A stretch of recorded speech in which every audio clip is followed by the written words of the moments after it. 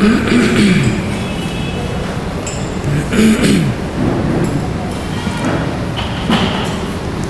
Namo Bhagavate Vasudevaya.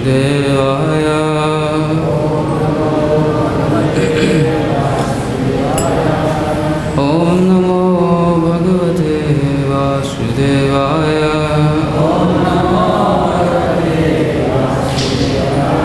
Om Namo Bhagavate Vasudevaya.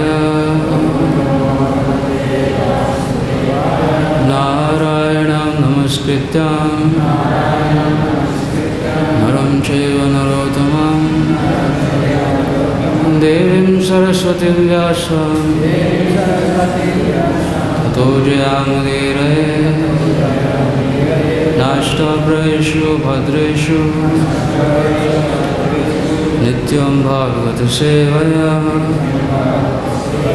Bhagavate Ruttama Shloke Bhaktir Bhavati Nashtiki.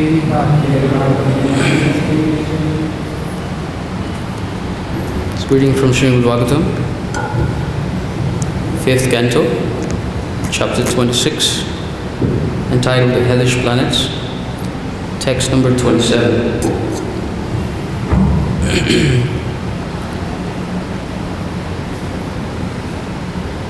So again, this verse is not, it's prose, so we're just going to read the verse. There's no meter for it. Yet we have a dasyo nida garda graman sarthan va vilumpanti rajano raja bhatava tamschapihi paritya yamaduta vajra damshritaha Shvaraha sapta shatani vimshatischa sarabhasam khadanti. Word for word.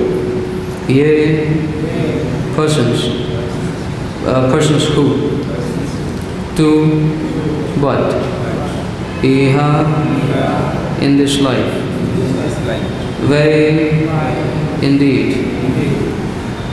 Tasyavaha, thieves and plunderers, Agnidaha, who set fire, Garadaha, who administer poison, Graman, villages, Sarthan, the mercantile class of men, Va, or Vilumpanti, plunder, Rajanaha, kings, Rajabhataha, government officials, Va, or Tan, then, Cha, also, Abhi, indeed, he, certainly, Paritya, having died, Yamadutaha, the assistants of Yamaraj, Vajra Damshritaha, having mighty teeth, Shvaraha, dogs, Sapta Shatani, 700, Vimshati, 20, Cha, and Sarabhasam, voraciously, Khadanti, devour. Translation. In this world, some persons are professional plunderers who set fire to others' houses or administer poison to them. Also, members of the royalty or government officials sometimes plunder mercantile men by forcing them to pay income tax and by other methods. After death, such demons are put into the hell known as Sara Mayadana. On that planet, there are 720 dogs with teeth as strong as thunderbolts. Under the orders of the agents of Yamaraj, these dogs voraciously devour such sinful people. Purport by His Divine Grace, Srila A.C. Bhaktivedanta Swami Prabhupada. Srila Prabhupada ki.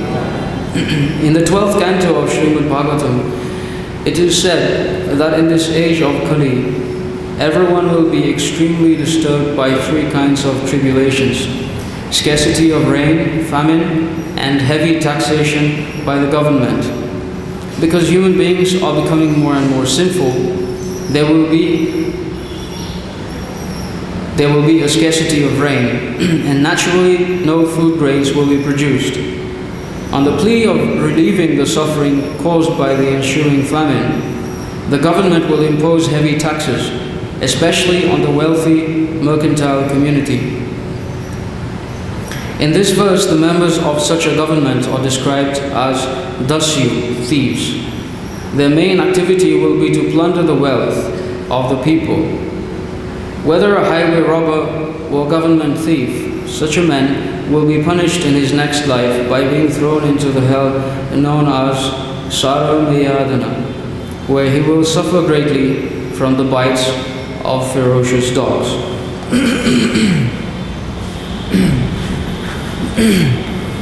Om Jnana Timirandasya Jnananjana Shalakaya Chakshurunmilitam Yena Tasmai Shri Gurave Namah. Shri Chaitanya Manobhishtam Sthapitam Yena Bhutale Swayam Rupa Kadamahyam Darati Swapadantikam Vandeham Shri Guru Shri Yuta Parakamala Shri Gurun Vaishnavamscha Shri Rupam Sagrajatam Sahagana Raghunathanvitam Tam Sajivam Sadvaitam Savadutam Parijana Sahitam Krishna Chaitanya Devam Shri Radha Krishna Padan Sahagana Lalita Shri Vishakhalvitam Cha He Krishna Karuna Sindhu Dinabandhu Jagatpate Gopesha Gopika Kanta Radha Kanta Namustite Tapta Kanchana Gaurangi Radhe Vrindavaneshwari Vrishabhanusute Devi Pranamami Hari Priye Vancha Kalpatarubhyascha Kripa Sindhubhya Evacha Patitanam Pavanebhyo Vaishnavebhyo Namo Namah. Namo Vishnu Padaya Krishna Pristhaya Bhutale Srimate Bhaktivedanta Swami Niti Namine Namaste Saraswati Devi Gauravani Pracharine Nirvishesha Shunyavadi Paschatare Shatarine Jai Shri Krishna Chaitanya Prabhu Nityananda Shri Advaita Gadadhar Shri Vasari Gaur Bhakta Vrinda Hare Krishna Krishna Krishna Hare Hare Hare Rama Rama Rama Hare Hare Mukam Karoti Vacharam Pangam Nandayati Giri Yat Kripat Maham Vande Shri Guru Dinatarana. So this chapter is giving the list and the description of the various Narakalokas, hellish planets. And there's a total of 28 of them being listed here in the Bhagavatam. And today the one that we're hearing about, Sarameyadana is the name of this hellish planet. This is the 19th one in the list. We've done 18 so far, and this is number 19. And as we've been hearing, all these different hellish planets are for specific types of sinful activities that are committed, and living entities get sent to those particular hellish planets. So this one, Sarameyadana, is for plunderers. Some persons are professional plunderers who set fire to others' houses or administer poison to them. So those types of people go there. And also, the verse is saying, members of the royalty or government officials sometimes plunder mercantile men by forcing them to pay income tax and by other methods. So after death, these government officials, royalty, who are exploiting the mercantile class unduly by excessive taxation, so they also go to Sarumayadana. And in that place, what happens? There are dogs. How many? 720 dogs, with teeth as strong as thunderbolts. And then these dogs come and bite their flesh, and they suffer greatly in this way. So, in the purport, Srila Prabhupada is saying that in the 12th canto, it's predicted that in Kali Yuga, I mean, to some extent it's already begun. There are certain places in the world where we're already witnessing it. But one can only imagine, there's only 5,000 years have elapsed and we're already starting to see these symptoms. So there's another 427,000 years remaining. So how much more extreme is this going to be? And the symptoms described here are scarcity of rain, famine, and heavy taxation by the government. So in the 12th canto, the verse that is making this prediction, it reads as follows. Harassed by famine, it's 12th canto, 2nd chapter, 9th verse. Harassed by famine and excessive taxes, people will resort to eating leaves, roots, flesh, wild honey, fruits, flowers, and seeds. Struck by drought, they will become completely ruined. When I was reading this verse, I was thinking, it's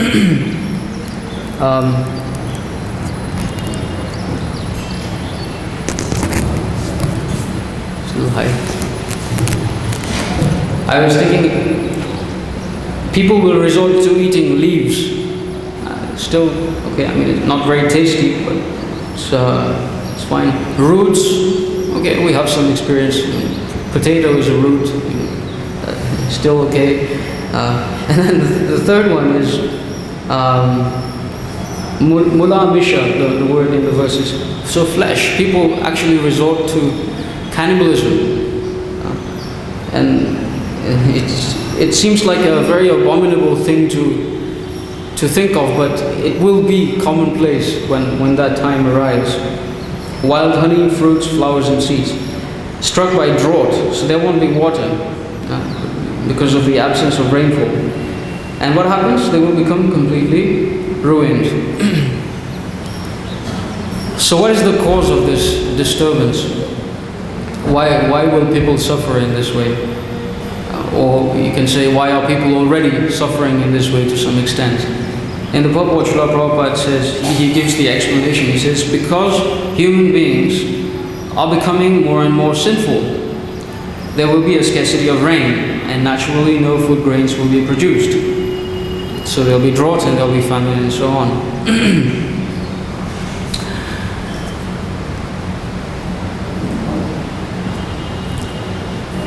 A few years ago, I was going with, I was serving in London in our temple there, and the temple president said, we have a house program somewhere, so let's go. And I thought, okay, let me go along. So we were driving, and that person's house was quite close to Heathrow Airport in London.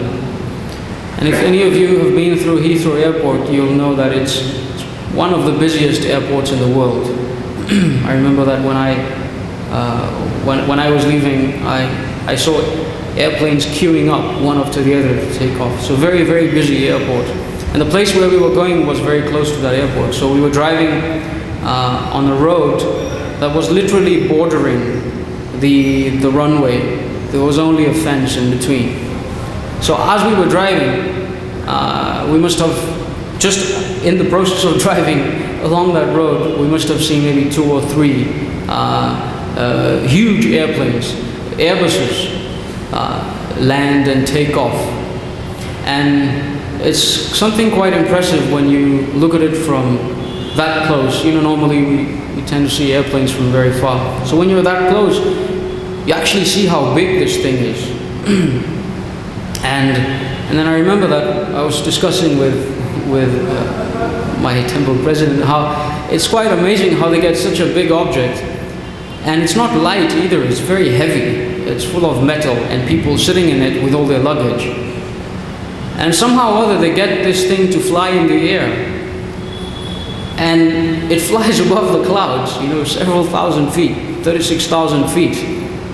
So, how is that possible, was the question we were thinking about. We were pondering, how is it possible that you can get something so heavy to fly in the air?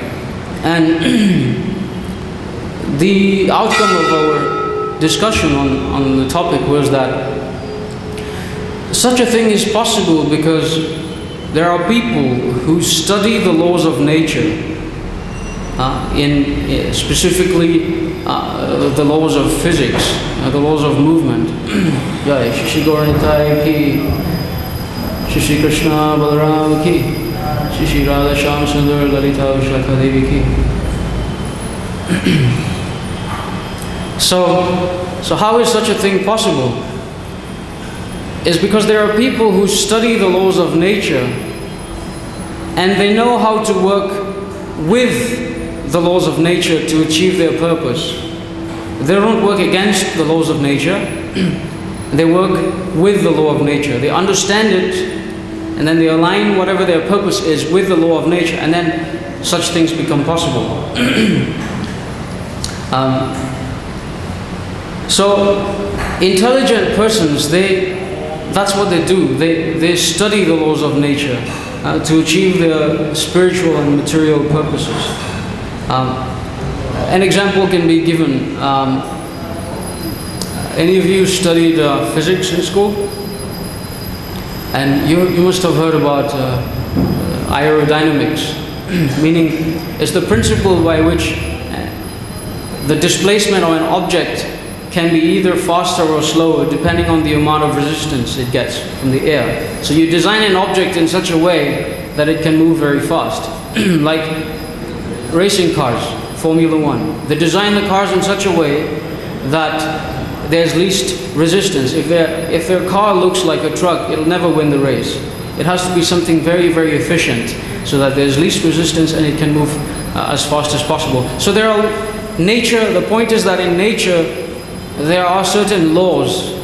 An intelligent person study those laws, and whatever it is that they want to achieve, they study those laws and then they act accordingly.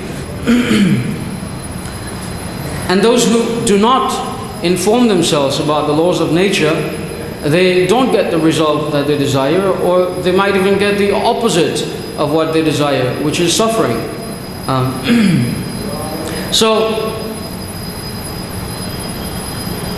the material nature is such that there are some laws of nature which are easy to perceive, easy to understand, easy to see. Like, for example, the law of gravity or aerodynamics. It's accessible by our sense perception. But there are similarly other laws in nature that are no less real than gravity and aerodynamics and all these laws. But they may not be so easy for us to perceive. Like, for example, the law of karma. Karma is a law of nature. It is as real a law as gravity. It's real, it's a reality. But is it something that people can easily understand or easily perceive? No. Gravity, most people in the world understand. You throw a rock into the air and it's going to fall to the ground. Most people don't have any problem accepting that. But when you tell people about the law of karma, they have so many doubts about this. Well, okay, it's fine, it's your philosophy, and we accept that, live and let live. I don't necessarily accept this. So yeah, for me, I'm not entirely sure karma. I don't think karma actually is real. It's fine if you believe it, but just let me live my life the way I want to live my life. Let me do what I want to do. But actually, these laws are real. They're as real as the laws that are easily perceivable. Our problem is that we, conditioned souls, tend to accept only what they can understand through their imperfect senses, what they perceive through their imperfect senses. So if something, they can observe that nature follows certain patterns with their senses, then they accept it. Okay, fine, we can accept that. But if there are other laws in nature which may not be accessible to their senses, but which is accessible through the scriptures, which one can understand by study of the scriptures, so those people are more reluctant to accept, because people are not trained to accept the authority of the scriptures. And nowadays, people are only trained to accept what they can see with their senses, and we know that our senses are imperfect. But they exist, and they don't depend on your belief. The existence of laws of nature doesn't depend on your belief. One person cannot say that gravity is relative. Nowadays you hear that a lot in New Age philosophies. Relativism, moral relativism. What is true for you is not necessarily true for me. But actually, the Shastra says that's not the case. If the Shastra is saying something, it's true for everybody. It's not that somebody can say, you believe in gravity, so that's great, but I don't necessarily believe in that. So what I'll do is, because I'm on the 3rd floor right now, and I don't believe in the law of gravity, so I'm not going to use the stairs or the lift. I'm just going to step out of the window, and I will very gently float to ground level. Do people say that? It's not a matter of belief. If somebody does that, they'll end up with broken limbs. So, karma is the same. And why are people suffering? It's because of ignorance. The root cause of suffering is ignorance. The absence of rain, and hence famine and drought, and all these other miserable conditions are the result of ignorance. Ignorance of what? Of how nature works,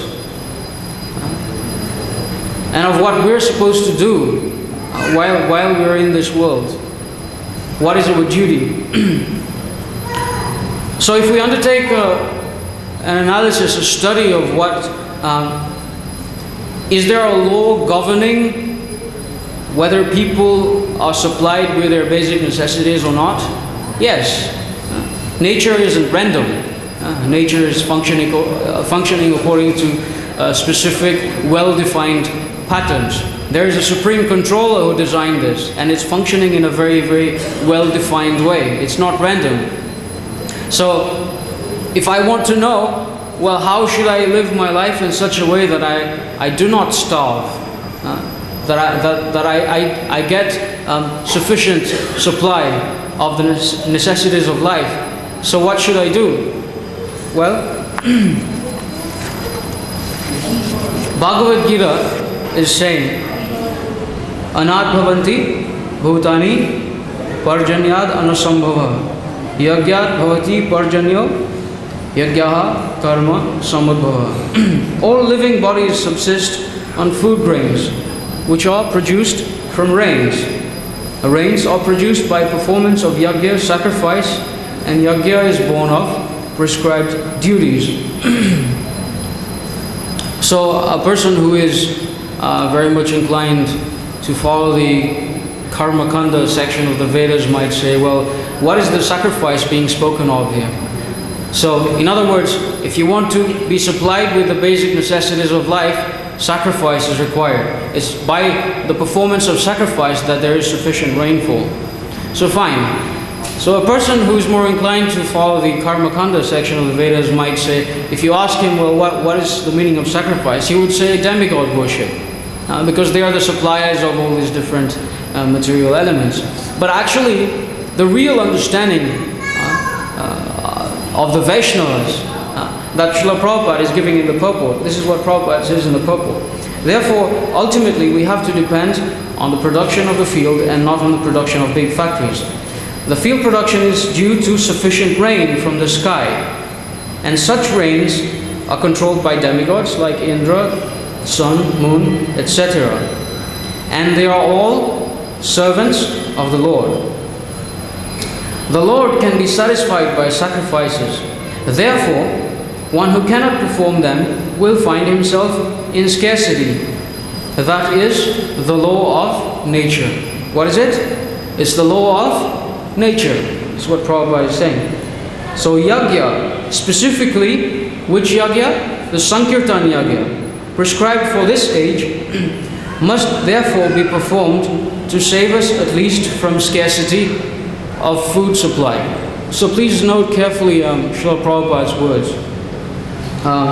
Sankirtan Yagya prescribed for this age must therefore be performed to save us at least from the scarcity of food supply.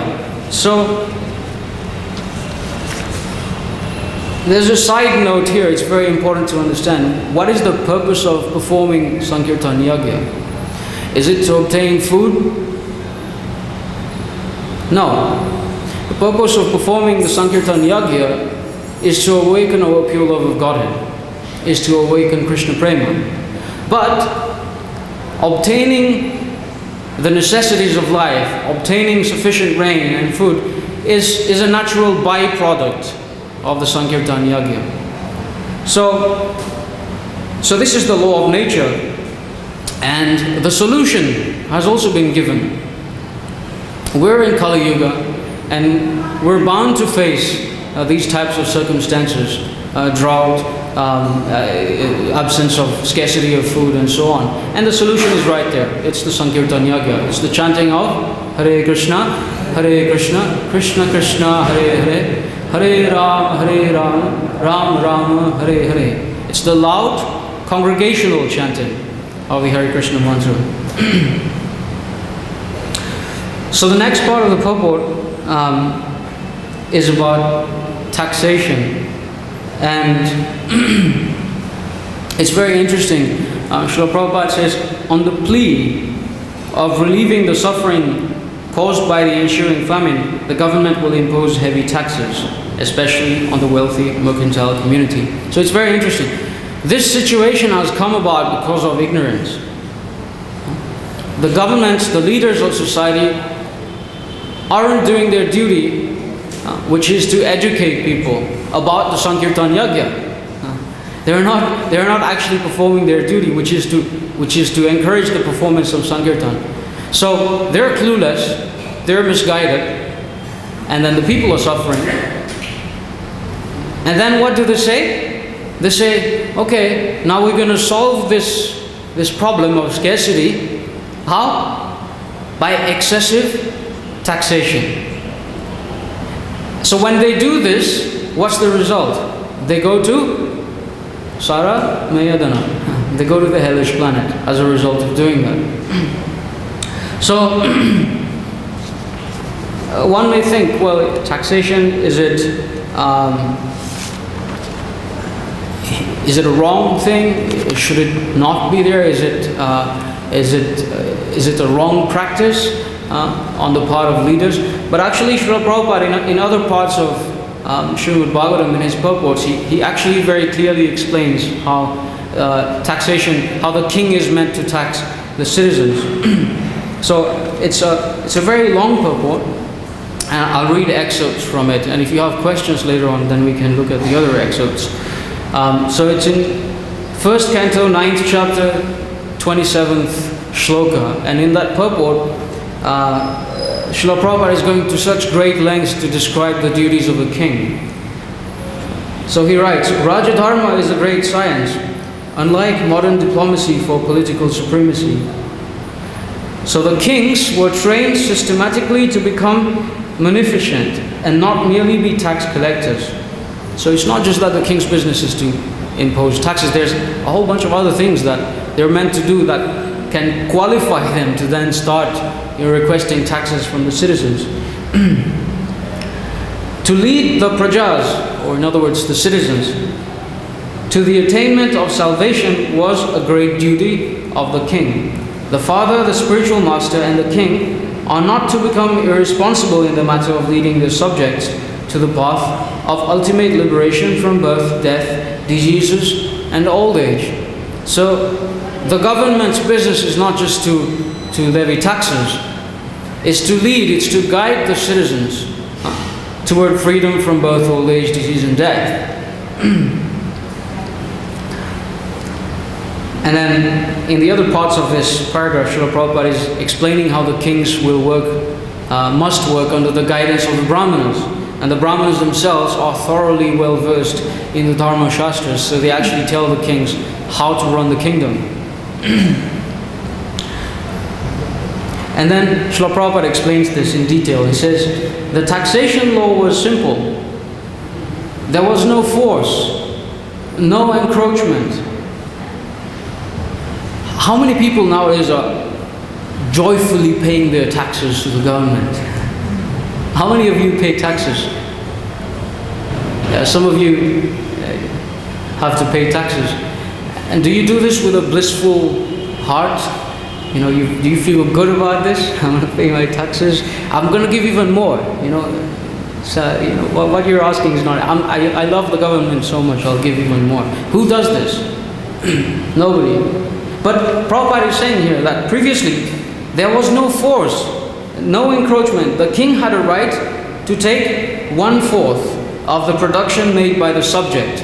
So whatever was produced, the maximum amount of taxation that could be imposed was 25%, not more than that. In addition, the king had a right to claim 1/4 of whatever wealth the subject allotted for charity or spent for some other purpose. So production was taxed 25%, and then the other types of activities like charity or some other types of spending could also be taxed additionally. And now, and this is very interesting if you hear this, one would never grudge parting with it. Why?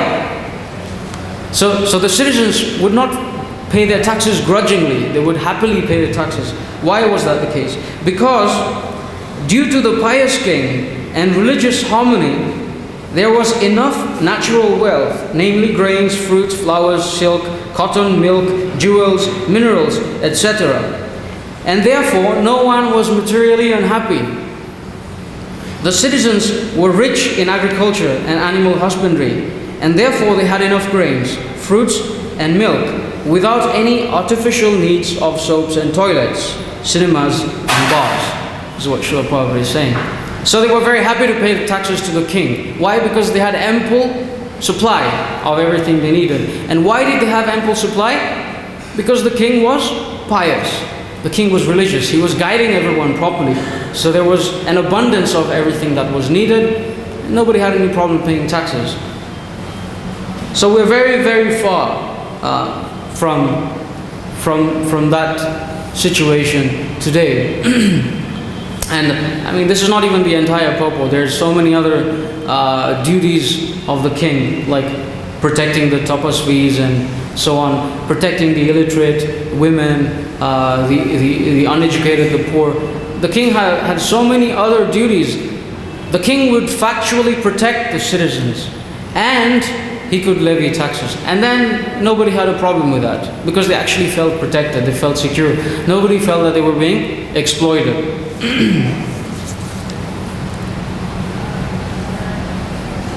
So, laws of nature. We're talking about laws of nature. And it's becoming very clear that if one wants to avoid suffering, they need to understand spiritual and material laws. They need to understand the need for worship of the Supreme Personality of Godhead. They need to understand the need for sacrifice, yajna. And in this age, it is the Sankirtan yajna. And it's very clear that if countries are run in the way being described here in Srila Prabhupada's purport, the result will be there. If you follow what is in the Shastra, you get the result. And if you don't follow, you don't get the result. And if you follow 50%, you get 50% of the result. You follow 60%, you get 60% of the result. This is how it works. So, I was thinking about this when I read all this, and I read the purport. I was thinking, well, how is this relevant to us who are sitting in Bhagavatam class? We're hearing about how kings should run the country. We're hearing about the importance of propagation of the Sankirtan Yagya. We're hearing about how the king should actually do this, and how he should tax the citizens, and so on. And what does this have to do with us, is the question. What's the relevance to us who are sitting here?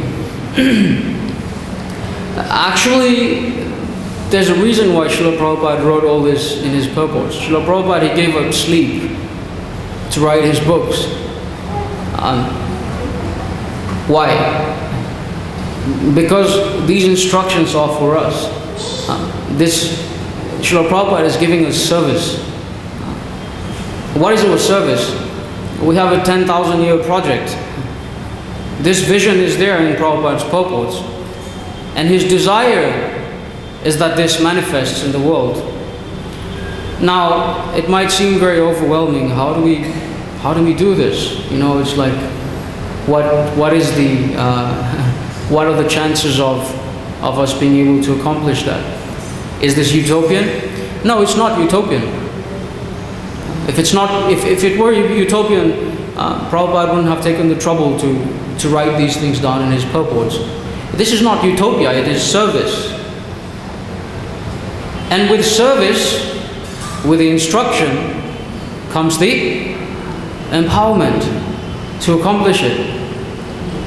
So if each and every single devotee begins to take Srila Prabhupada's purports seriously, and begins to understand that I have a personal obligation to serve the interest of Prabhupada, you're going to start seeing changes happen very, very fast.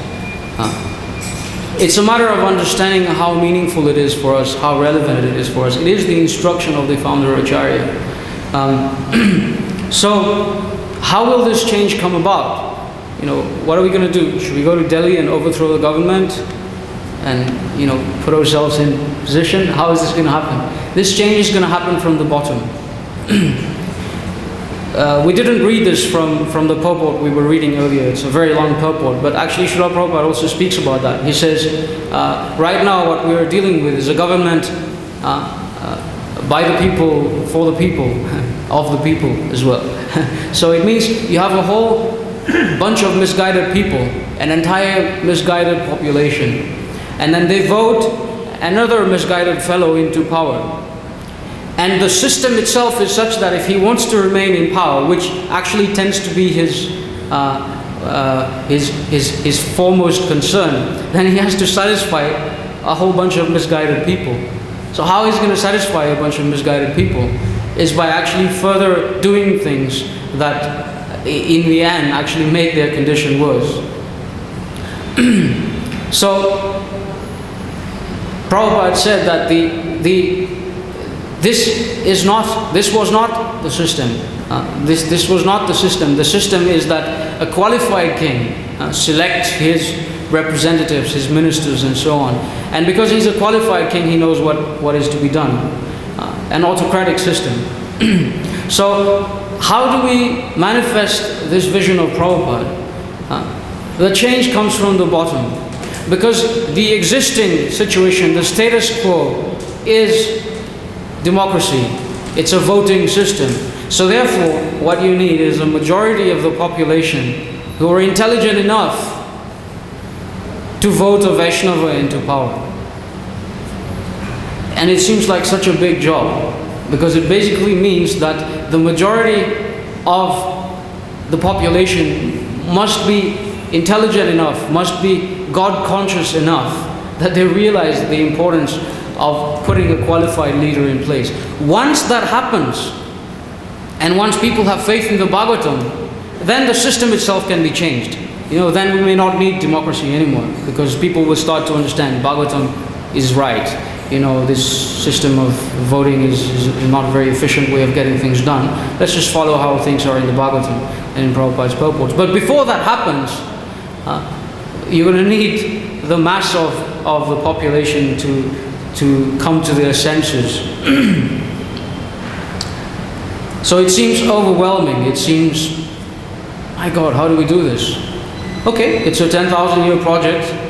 We all have our part to play in it. But it is the instruction.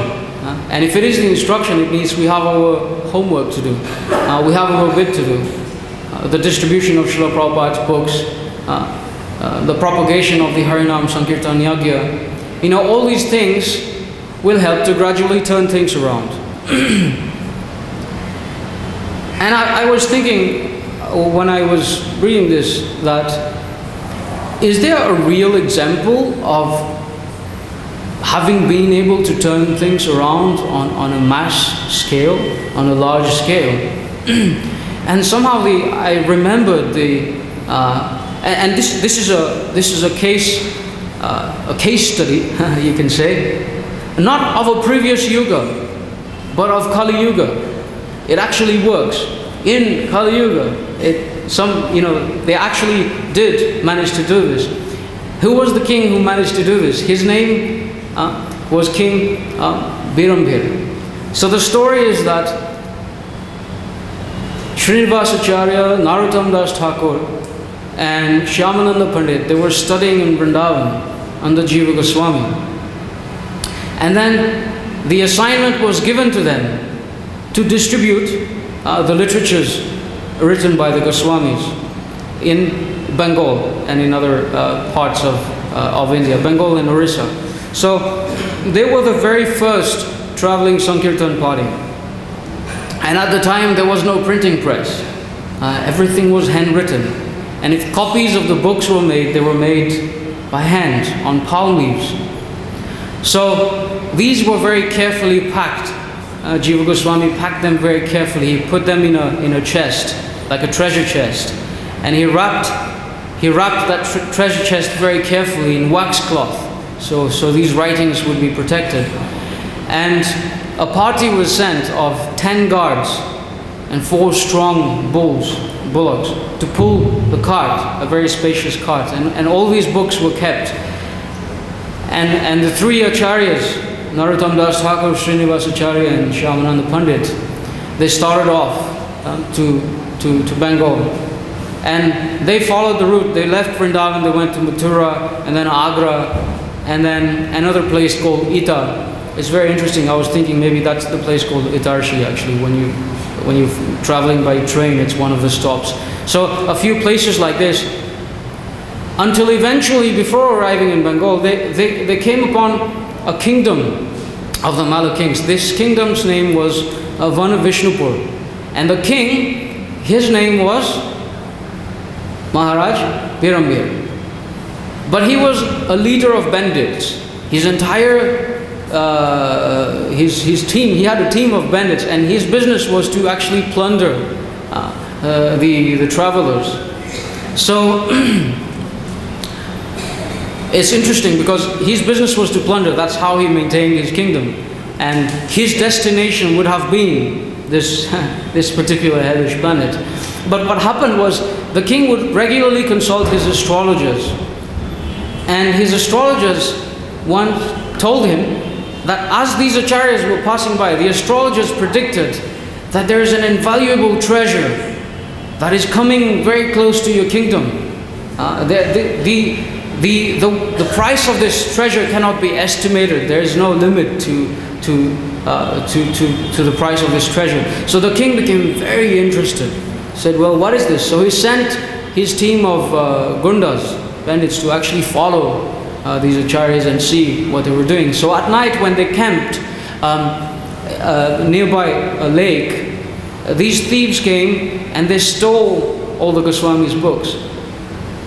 And as we're saying, in those days, it's not like there were backup copies saved on your external hard drive, electronic versions of the Shastra.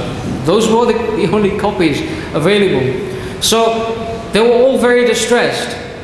And what happened? Srinivasacharya said to Narottam Das Thakur, because he was more senior, he asked them to carry on. He said, you go ahead, both of you go ahead, and somehow or other continue to preach, even though we don't have the books, but preach what we learnt from our spiritual masters. So you go to Bengal and Orissa and preach. And he said, I'll stay behind and I'll search for these manuscripts. I'll search for these sacred texts. So he stayed in the area of Vanavishnupur, but he didn't know exactly where the books were. So gradually he became friends with one Brahmana, Krishna Vallabha, his name was, who lived in the neighboring area. And as they became friends, this Brahmana said, there is a very regular or daily Bhagavatam recitation in the court of the king. So would you be interested in going to hear this? So Srinivasacharya said, yes, let's go hear Bhagavatam. So they went into the king's court. And the king had a priest who recited the Bhagavatam. This priest's name was Vyasacharya. But when he recited the Srimad Bhagavatam, it wasn't with reference to the commentaries of Sridhar Swami and other authorized acharyas and commentators. He was making up his own interpretation. He was concocting the meaning of what was in the 10th canto. He was very fond of speaking of the Rasa Leela, but he was speaking things that didn't make sense. So Srinivasacharya wasn't impressed. He was thinking, what is this, So after 2 weeks of hearing, he challenged. He said, my dear sir, what you're speaking is completely, you're making things up, you're making stories up. So the king became very curious. He said, oh, you're challenging my priest, so why don't you come and speak on the Bhagavatam?